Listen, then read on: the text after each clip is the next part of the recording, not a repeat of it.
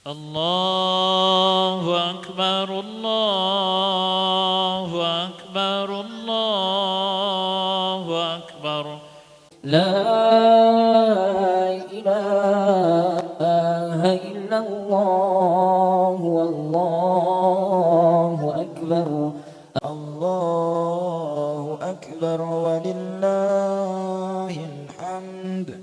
الله أكبر.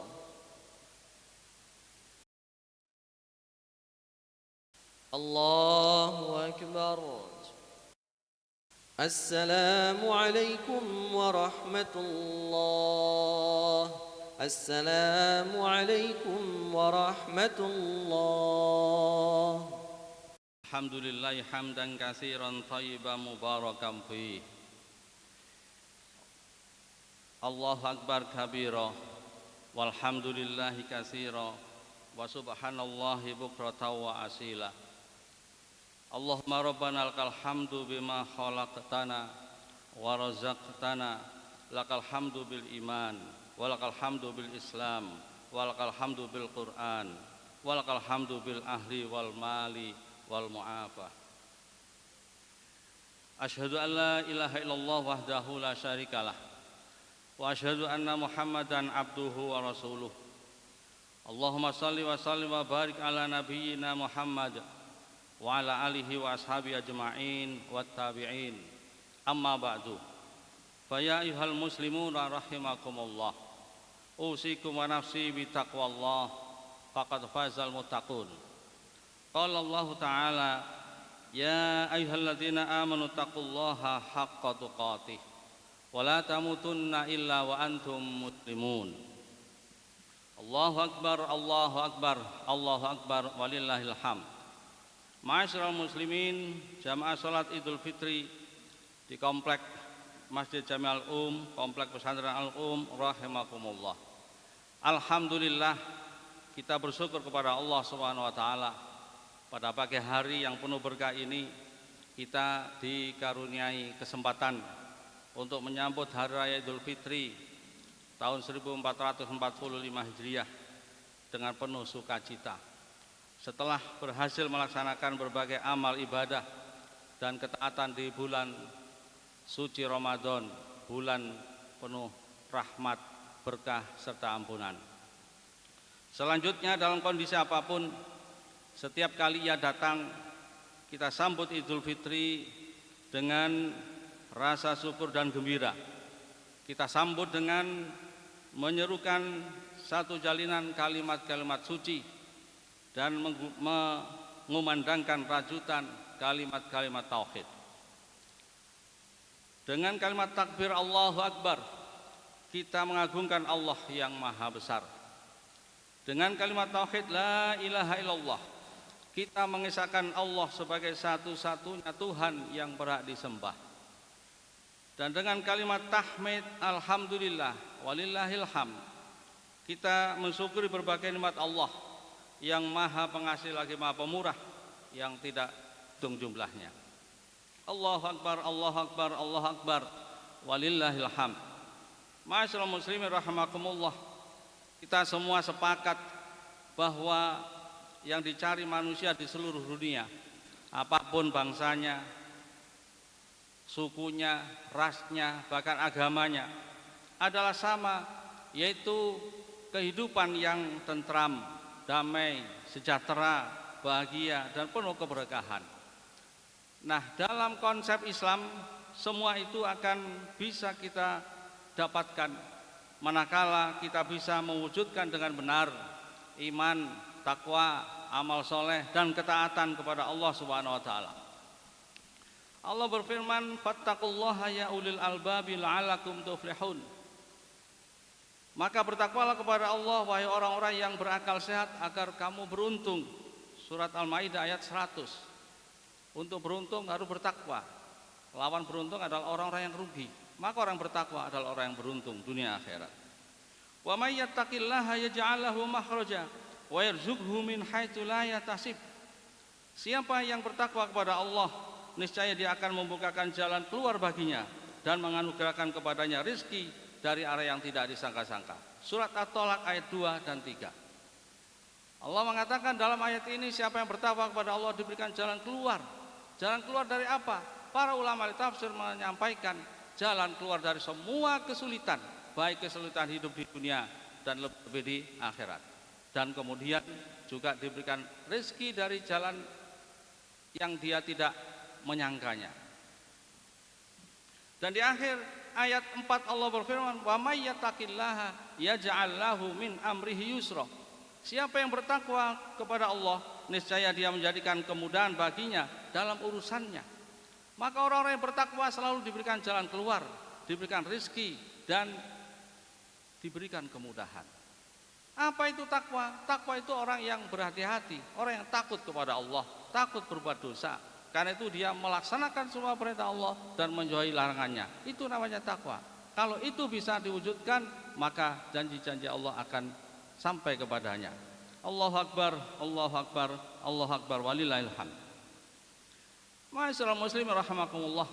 Di ayat yang lain Allah berfirman, "Man amila shalihan min zakarin aw unsa wa huwa mu'min fala nuhyiyannahu hayatan thayyibah wa la najziyannahum ajrahum bi ahsani ma kanu ya'malun." Siapa yang mengerjakan amal soleh, baik laki-laki maupun perempuan, sedangkan dia seorang mukmin, maka sungguh kami pasti akan berikan kepadanya kehidupan yang baik dan akan kami beri balasan dengan pahala yang lebih baik dari apa yang selalu mereka kerjakan. Surat An-Nahl ayat 97. Hadirin rahimakumullah, siapa beramal soleh laki perempuan dan dia beriman, maka oleh Allah diberikan hayatan thayyibah, kehidupan yang baik. Apa itu hayatan thayyibah? Imam Ibnu Katsir rahimahullah mengatakan, kehidupan yang baik di sini adalah mencakup seluruh bentuk ketenangan bagaimanapun wujudnya. Ya, kalau bahasa kita itu namanya orang yang bahagia. Di ayat yang lain Allah berfirman, "Walau anna ahlul qura amanu wattaqau la fatahna 'alaihim barakatim minas sama'i wal ard walakin kazzabu fa akhadnahum bima kanu yaksibun." Sekiranya penduduk negeri-negeri beriman dan bertakwa, niscaya kami akan membukakan untuk mereka berbagai keberkahan dari langit dan bumi. Akan tetapi mereka mendustakan para rasul dan ayat-ayat kami, maka kami menyiksa mereka disebabkan oleh apa yang selalu mereka kerjakan. Surat Al-A'raf ayat 96. Kalau ayat-ayat di depan itu bersifat individual, janji orang yang bisa mewujudkan iman takwa, beramal soleh, taat, maka ini sifatnya masyarakat, umat. Kalau penduduk kampung, penduduk negeri iman takwa, maka Allah turunkan berkah dari langit dan bumi. Tetapi kebanyakan mereka mendustakan, begitu kata Allah.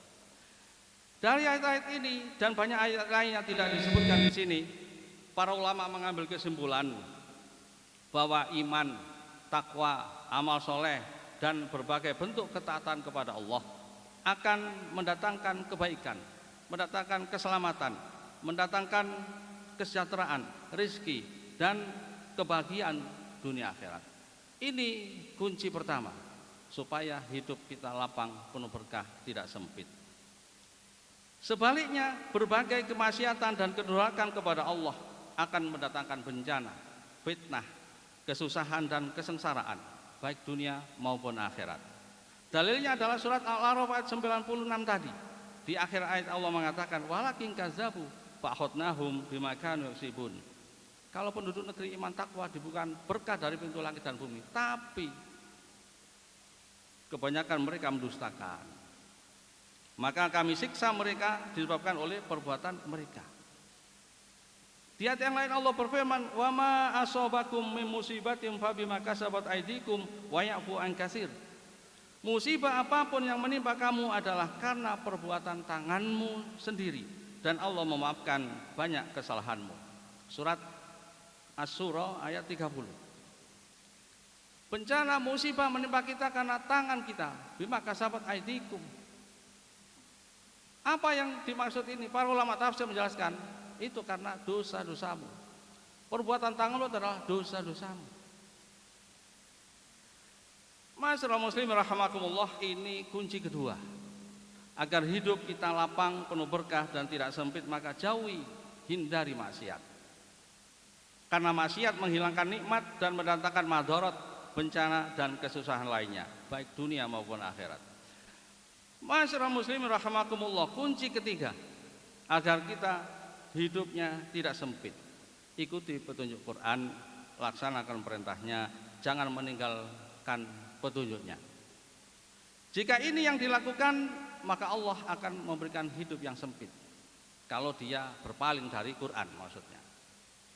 Bisa jadi semangat masyarakat sekarang mempelajari Quran tinggi, semangat membaca Quran meningkat tiap hari, tidak pernah absen dari baca Quran. Tetapi jika masih sebatas membaca saja, bukan mengambil petunjuknya, bukan melaksanakan perintah-perintahnya, maka sehingga terjadi banyak penyimpangan dan kemungkaran, maka akibatnya tidak mendapatkan keberkahan hidup serta tidak mendatangkan pertolongan Allah. Justru dapatnya hidup yang sempit. Sebagaimana firman Allah, "Wa man a'rada an dzikri fa inna lahu ma'isyatan dhanka wa nahsyuruhu yaumal qiyamati a'ma." Dan siapa yang berpaling dari peringatanku, maka sesungguhnya baginya kehidupan yang sempit, dan kami akan mengumpulkannya pada hari kiamat dalam keadaan buta. Surat Toha 124. Berpaling dari peringatanku, kata Imam Suyuti dalam tafsir Jalalain, maksudnya berpaling dari Quran. Kata Imam Ibnu Katsir, berpaling menentang perintahku dan apa yang diturunkan kepada Rasulku, yaitu Quran, dan juga berpaling dari Rasulnya. Menurut Imam Ibnu Qayyim rahimahullah, bahwa perilaku berpaling dari Quran itu bermacam-macam. Di antaranya, 1, tidak mau mendengarnya. 2, tidak mengamalkan kandungannya. 3, tidak bertahkim atau berhukum atau menjadikannya sebagai landasan hukum dalam memutuskan perkara. 4, tidak bertafakur, tidak memahami dan tidak mengetahui apa yang dikehendaki Allah. Dan yang kelima, tidak menjadikannya sebagai obat penyembuh bagi berbagai macam penyakit hati dan badan. Hadirin jamaah rahimakumullah, sedangkan kehidupan yang sempit, kata Imam Ibnu Katsir, maksudnya sempit di dunia, sehingga tidak ada ketenangan dan kelapangan di dalam dadanya. Kata Ibnu Abbas radhiyallahu an, yakni hidupnya sengsara. Masyaallah muslimin rahimakumullah, di antara contoh berpaling dari Quran itu misalnya tidak melaksanakan rukun Islam, sholat, puasa, zakat, haji bagi yang mampu. Banyak sekali umat Islam ini meremehkan sholat, puasanya tidak puasa terang-terangan, yang mampu tidak zakat, yang mampu tidak mau haji. Soal riba, Allah mengharamkan riba, wa halallahu al-bai'a wa harrama riba. Tapi kebanyakan rakyat masih suka riba. Sekarang masuk kampung-kampung ada namanya bank cuilan, bank cicilan, bank kemisan, bank macam-macam. Menurut Quran, syirik itu dosa besar, kezaliman besar. Asyrik kala zulmun azim, harus dijauhi, harus didakwakan, harus dicegah. Tapi faktanya ketika ada orang yang berdakwah untuk meluruskan masyarakat, memberantas syirik, maka akan dibenturkan dengan budaya, akan dilawankan dengan tradisi. Disebut melawan kebiasaan nenek moyang, dianggap anti kearifan lokal, dianggap anti budaya, atas nama pariwisata, atas nama wisata budaya. Padahal itu dulu sudah mati, dakwahnya Paris Solo dulu sudah mati itu, tapi sekarang malah di era reformasi dihidupkan kembali. Menurut Quran, umat Islam itu harus bersatu dalam kebenaran. Semua hafal ayatnya, wa'tasimu bihablillahi jami'a wa la tafarraqu. Berpegang teguhlah dengan agama Allah, jangan berpecah belah. Tetapi faktanya umat Islam ini mudah sekali diadu domba. Umat Islam tidak bersatu, umat Islam ini saling menjegal, saling menjatuhkan, apalagi soal urusan politik. Beda organisasi, beda politik, itu umat Islam tidak mau bersatu, saling menjatuhkan, saling menjegal, ya saling menjatuhkan. Bagaimana umat jadi berkah? Ayatnya menyuruh bersatu, umatnya tidak bersatu. Menurut Quran umat Islam itu wajib memilih pemimpin yang muslim, yang soleh, yang adil, yang amanah. Tapi ketika disampaikan kepada umat, kepada rakyat, inilah pemimpin yang baik menurut Islam, mereka tidak mau menerima. Apalagi kalau ada Islam-Islamnya, disebut iman takwanya jelas, tidak mau. Jualan Islam di tengah-tengah umat Islam hari ini itu tidak patek berlaku. Yang mereka perhitungkan adalah kepentingan sesaat, praktis sekali. Yang penting dapat uang, yang tapi dapat sembako, dapat bansos dan seterusnya. Hanya seperti itu. Jadi memilih pemimpin bukan dianggap yang serius, padahal pemimpin ini akan memimpin rakyat, memimpin bangsa dan negara. Allahu Akbar, walillahil hamd. Begitulah faktanya ma'asyiral muslimin, banyak dari umat Islam yang berpaling dari Quran, padahal setiap hari dia baca. Apalagi yang tidak pernah baca. Sungguh memprihatinkan, padahal umat Islam ini mayoritas di negeri ini. Tidak heran jika hidupnya sempit, kata Allah. Terkait dengan hal ini, Kanjeng Nabi SAW pernah menyatakan keprihatinannya dalam Al-Quran. Wa qala rasulu ya Rabbi inna qaumi takhadhu hadzal qur'ana mahjura. Rasul Muhammad berkata, wahai Tuhanku, sesungguhnya kaumku telah menjadikan Al-Quran ini sebagai sesuatu yang diabaikan. Surat Al-Furqan ayat 30. Saat itu yang dikeluhkan oleh Rasul adalah sikap orang kafir yang tidak mau menerima Quran, enggan menerima Quran. Nah, bagaimana ketika umat Islam hari ini juga enggan dengan Quran, tidak mau mengambil petunjuknya? Tentu Kanjeng Nabi juga akan mengatakan hal yang sama. Inna qaumi takhadhu hadzal qur'ana mahjura. Sesungguhnya kaumku telah menjadikan Quran sebagai sesuatu yang diabaikan. Allahu Akbar, walillahil hamd. Ma'asyiral muslimin rahimakumullah. Kunci yang terakhir, yang keempat, kebahagiaan akan lebih sempurna lagi jika kita dikaruniai oleh seorang pemimpin yang amanah, yang adil dan bijaksana. Keadaan sebaliknya, kerusakan akan menimpa umat jika mendapati tersia-siakannya amanah dengan terpilihnya orang yang tidak amanah menjadi pemimpin, dengan terpilihnya orang yang kurang memiliki keahlian atau kompetensi serta integritas menjadi seorang pemimpin. Hal ini bisa dipahami karena pemimpin dalam Islam itu sangat penting, sangat vital. Pemimpin itu bisa memberikan kemaslahatan, kebaikan, atau bisa memberikan kemudaratan, keburukan bagi yang dipimpin. Jika pemimpin adil, amanah, ditambah berkompeten, maka rakyat akan merasakan akibat baiknya. Dia merasakan ketentraman, damai, kesejahteraan, keadilan, dan seterusnya. Dan sebaliknya. Kanjeng Nabi SAW pernah ditanya oleh seseorang, kapan kiamat itu terjadi, Kanjeng Nabi? Kapan kerusakan itu terjadi? Beliau menjawab, faidza duyi'atil amanatu fantadhiris sa'ah. Jika amanah itu telah disia-siakan, maka tunggu saat kehancurannya. Orang itu lalu bertanya, bagaimana menyanyiakan amanah itu? Beliau bersabda, idza wussidal amru ila ghairi ahlihi fantadhiris sa'ah. Jika urusan itu diserahkan kepada yang bukan ahlinya, maka tunggu kehancurannya. Hadis riwayat Imam Bukhari dari Abu Hurairah radhiyallahu anhu. Hadis jamaah rahimakumullah, hadis ini sifatnya umum. Apapun itu yang diserahkan kepada para ahlinya rusak. Apalagi seorang pemimpin dari tingkat yang paling rendah, kepala desa, kemudian camat, kemudian bupati, gubernur sampai presiden. Itu pemimpin membawa rakyat, mengurus negara, mengurus bangsa. Maka urusannya lebih besar lagi. Ma'asyiral muslimin rahimakumullah, pemimpin yang tidak amanah, apalagi tidak memiliki kapabilitas dan kredibilitas, tidak berkompeten dan tidak punya integritas, maka sulit diharapkan untuk memberikan kesejahteraan kepada rakyat, sulit memberikan keadilan dan kemakmuran untuk rakyat. Yang kita khawatirkan justru mereka akan memanfaatkan jabatannya untuk kepentingan dirinya, pribadinya, keluarganya, dan golongannya, bukan kepentingan rakyat, bangsa, dan negara.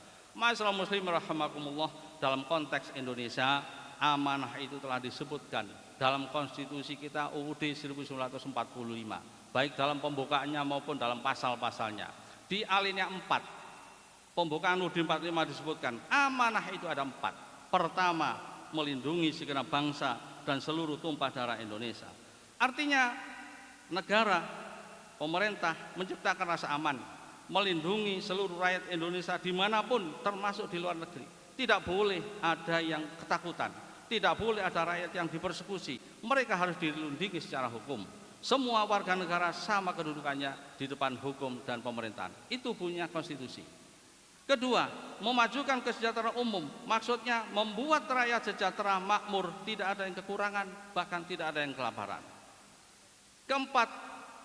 Ketiga, mencerdaskan kehidupan bangsa, artinya rakyat harus dicerdaskan. Untuk itu, rakyat diberikan pendidikan yang baik, yang murah, yang mudah.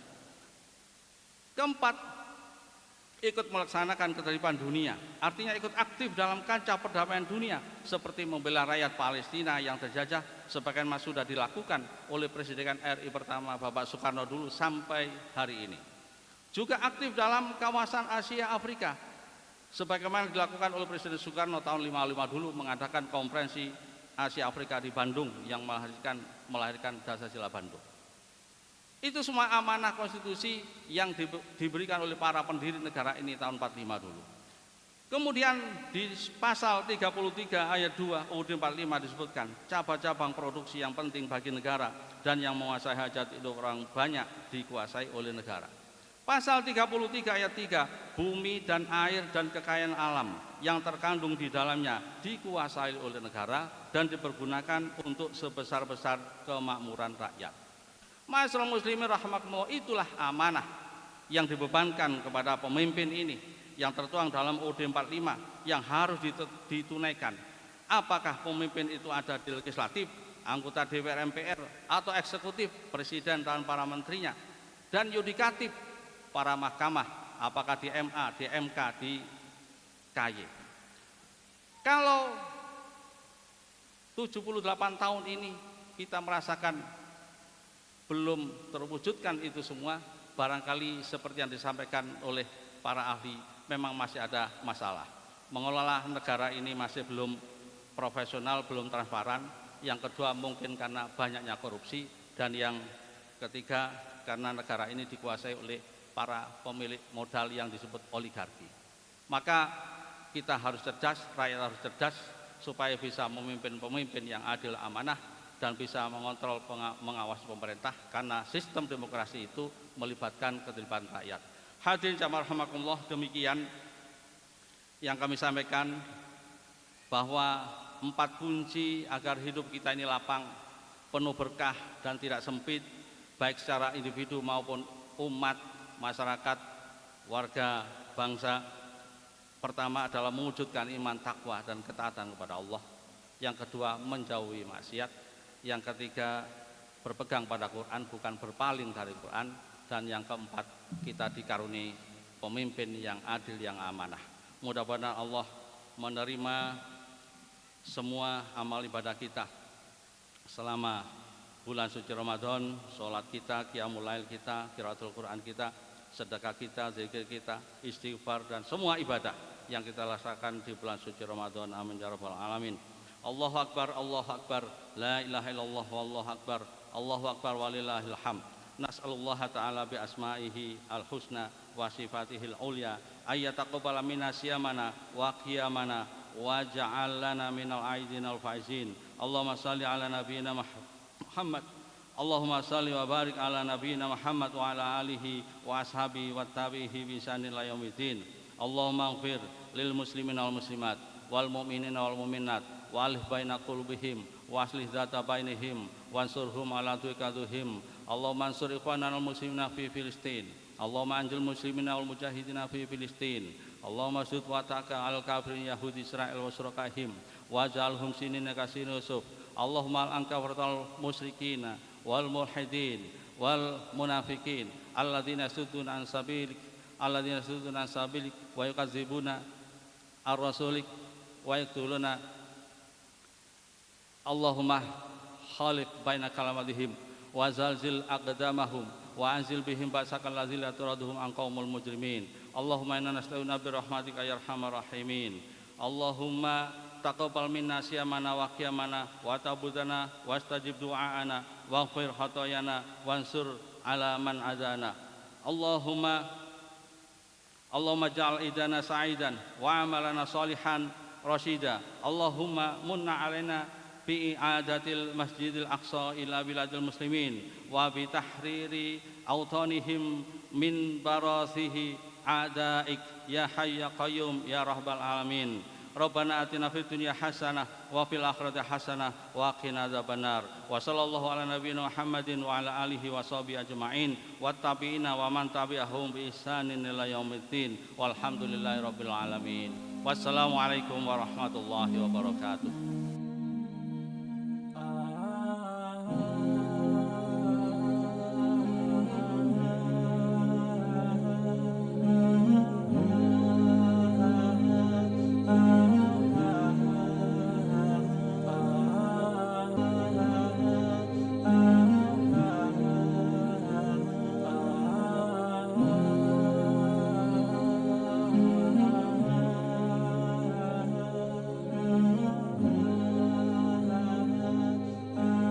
Al-Um TV, Samudra Ilmu, Selaksa Hikmah.